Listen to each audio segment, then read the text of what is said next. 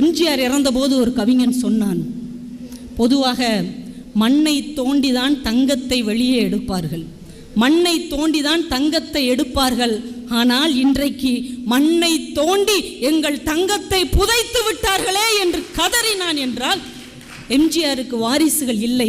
ஆனால் புரட்சி தலைவர் இறந்தபோது ஆயிரக்கணக்கான லட்சக்கணக்கான பிள்ளைகள் மொட்டை போட்டார்கள் என்றால் அவர் நடிகன் என்பதற்காக அல்ல, கருணைக்காகவே வாழ்ந்த ஒரு வள்ளல் என்கின்ற ஒரே காரணத்துக்காகத்தான் என்று சொல்லி புரட்சி தலைவரின் பெரும் புகழுக்கு காரணம் அவருடைய கருணை மனம்தான் என்று கூறி விடைபெறுகிறேன். நன்றி, வணக்கம்.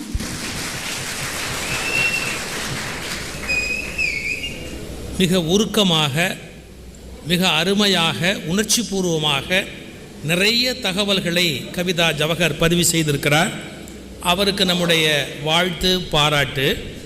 இப்போ கலைப்பணிதான் என்பதை நிலைநாட்ட